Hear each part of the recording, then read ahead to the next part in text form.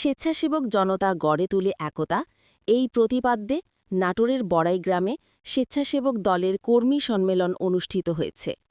বুধবার বিকেলে উপজেলার জোয়ারি ইউনিয়ন স্বেচ্ছাসেবক দলের আয়োজনে আহমেদপুর বাজারে এই কর্মী সম্মেলন অনুষ্ঠিত হয়। কর্মী সম্মেলনে জোয়ারি ইউনিয়ন স্বেচ্ছাসেবক দলের আহ্বায়ক সেলিম রেজার সভাপতিত্বে ও জোয়ারি ইউনিয়ন স্বেচ্ছাসেবক দলের ভারপ্রাপ্ত সদস্য সচিব আফজাল হোসেনের সঞ্চালনায় অনুষ্ঠানে প্রধান অতিথি হিসেবে উপস্থিতি ছিলেন উপজেলা স্বেচ্ছাসেবক দলের আহ্বায়ক মিজানুর রহমান। এ সময় অন্যান্যদের মধ্যে উপস্থিত ছিলেন উপজেলা স্বেচ্ছাসেবক দলের সদস্য সচিব শাহিনুর খলিফা শাহিন, যুগ্ম আহ্বায়ক কাউসার আহমেদ শাওন, গোপালপুর ইউনিয়ন স্বেচ্ছাসেবক দলের সদস্য সচিব আজিজুল হক খলিফা, বিএমপি নেতা শাহেদ খান জজ, মোস্তাফা মাহবুব সহ উপজেলা ও ইউনিয়ন স্বেচ্ছাসেবক দলের বিভিন্ন স্তরের নেতৃবৃন্দ।